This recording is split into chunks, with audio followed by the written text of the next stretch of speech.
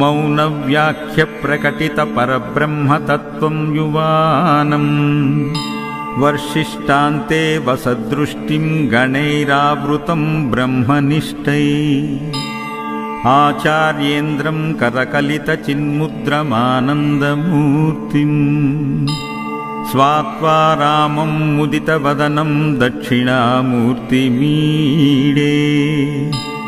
विश्वं दर्पणदृश्यमाननगरीतुल्यं निजान्तर्गतम् पश्यन्नात्मनि मायाया बहिरिवोद्भूतं यथा निद्रया यः साक्षात् कुरुते प्रबोधसमये स्वात्मानमेवाद्वयम् तस्मै श्रीगुरुमूर्तये नमः इदं श्रीदक्षिणामूर्तये बीजस्यान्तरिवाङ्कुरो जगदिदं प्राज्ञिर्विकल्पं पुनः मायाकल्पितदेशकालकलना वैचित्रचित्रीकृतम् मायावीव विजृम्भयत्यपि महायोगी वयश्चेच्छया तस्मै श्रीगुरुमूर्तये नमम्यिदं श्रीदक्षिणामूर्तये यस्तैव स्फुरणं सदात्मकं मसत्कल्पार्धकं भासते साक्षात् तत्त्वमसीति वदवचसा यो बोधयत्राश्रितान् यत्साक्षात्कारणात् भवेन् पुनरावृत्तिर्भवाम्भोनिधौ तस्मै श्रीगुरुमूर्तये नमः इदं श्रीदक्षिणामूर्तये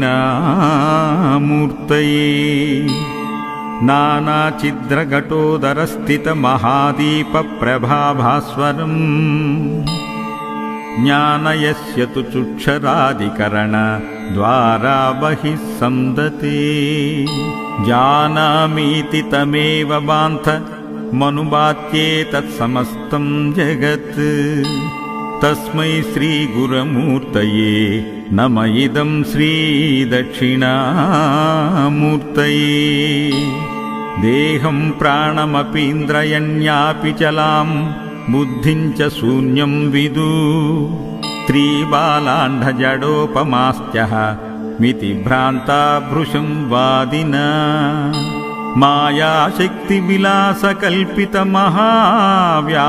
मायाशक्तिविलासकल्पितमहाव्यामोहसंहारिणे तस्मै श्रीगुरुमूर्तये नमः इदं श्रीदक्षिणामूर्तये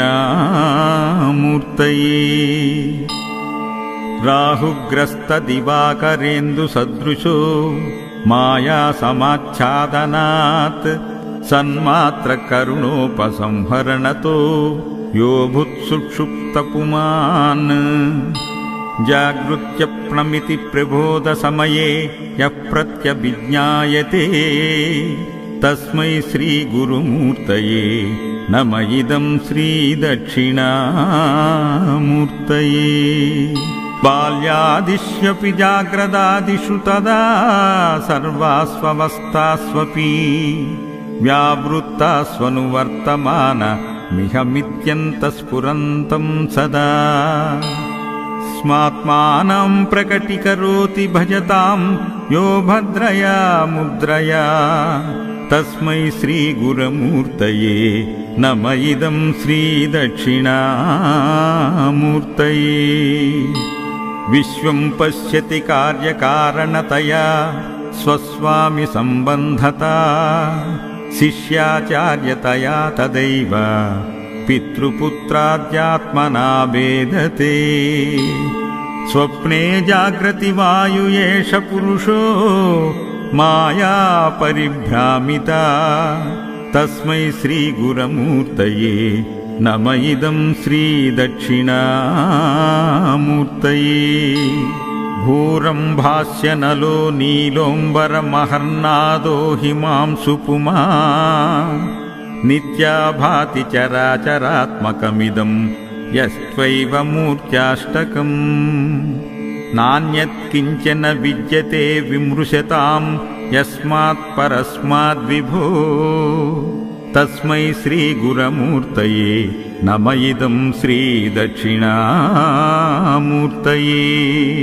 सर्वात्मत्वमिति स्फुटीकृतमिदं यस्मादमुष्मिंस्तवे तेनास्य श्रवणात् तदर्थ मनन्नाद्यानाञ्च संकीर्तनात्।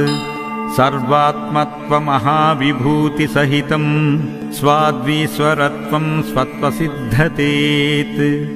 तत्पुनरष्टदा परिणतं चैश्वर्यमव्याहतं वटविटपि समीपे भूमिभागे निषण्णम्।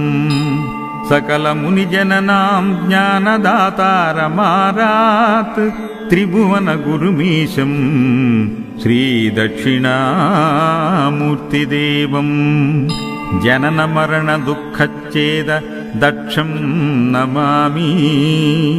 चित्रं वटतरोर्मूले वृद्धा शिष्या गुरुर्युवा। गुरोस्तु मौनं व्याख्यानां शिष्यास्तु छिन्न संशया। ॐ नमः प्रणवार्धाय शुद्धज्ञानैकमूर्तये निर्मलाय प्रशान्ताय दक्षिणामूर्तये नमः। गुरवे सर्वलोकानां भिषजे भवरोगिणां निधये सर्वविद्यानां दक्षिणामूर्तये नमः। दक्षिणामूर्तये नमः। दक्षिणामूर्तये नमः।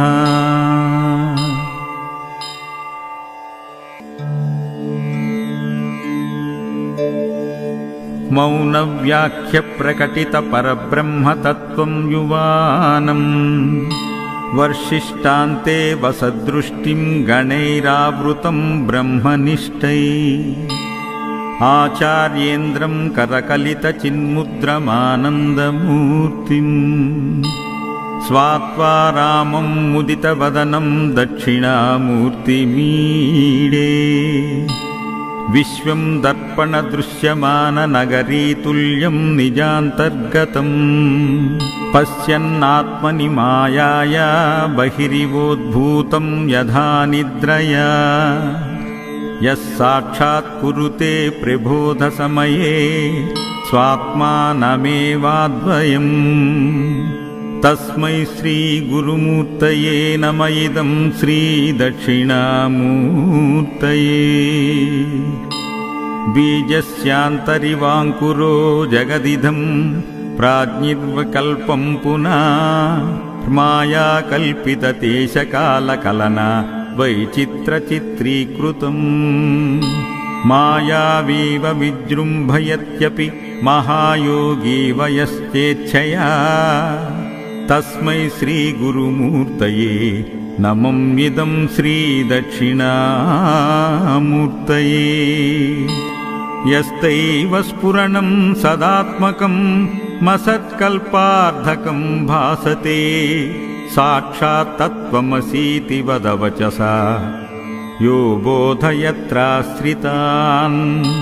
यत्साक्षात्कारणात् भवेन् पुनरावृत्तिर्भवाम्भोनिधौ। तस्मै श्रीगुरुमूर्तये नम इदं श्रीदक्षिणामूर्तये। नानाचिद्रघटोदरस्थितमहादीपप्रभाभास्वरम् ज्ञानयस्य तु चुक्षरादिकरणद्वारा बहिः सन्दते। जानामीति तमेव बान्थ मनुबात्ये तत्समस्तं जगत्। तस्मै श्रीगुरुमूर्तये नम इदं श्रीदक्षिणामूर्तये। देहं प्राणमपीन्द्रयण्यापि चलां बुद्धिं च शून्यं विदु। त्रिबालाण्डजडोपमास्त्यः मिति भ्रान्ता भृशं वादिना। मायाशक्तिविलासकल्पितमहाव्यामोहसंहारिणे। तस्मै श्रीगुरुमूर्तये నమ ఇదం శ్రీదక్షిణామూర్తయే. రాహుగ్రస్తదివాకరేందు సదృశో మాయా సమాచ్ఛాదనాత్ సన్మాత్ర కరుణోపసంహరణతో యో భుత్సుక్షుప్తపుమాన్. జాగృత్యప్నమితి ప్రబోధ సమయే యః ప్రత్యభిజ్ఞాయతే తస్మై శ్రీ గురుమూర్తయే నమ ఇదం శ్రీదక్షిణామూర్తయే. బాల్యాదిష్యపి జాగ్రదాదిషు తదా సర్వాస్వవస్థాస్వపి వ్యావృత్తాస్వనువర్తమాన మిహమిత్యంత స్ఫురంతం సదా. స్మాత్మానం ప్రకటీకరోతి భజతాం యో భద్రయా ముద్రయా తస్మై శ్రీ గురుమూర్తయే నమ ఇదం శ్రీదక్షిణామూర్తయే. విశ్వం పశ్యతి కార్యకారణతయా స్వస్వామి సంబంధతా శిష్యాచార్యతయా తదైవ పితృపుత్రాద్యాత్మనా భేదతే. స్వప్నే జాగ్రతి వాయు ఏష పురుషో మాయా పరిభ్రామిత తస్మై శ్రీ గురుమూర్తయే నమ ఇదం శ్రీదక్షిణామూర్తయే. భూరం భాస్యనలో నీలోంబరమహర్నాదో హిమాంశు పుమా నిత్యా భాతి చరాచరాత్మకమిదం యస్త్వైవ మూర్త్యాష్టకం.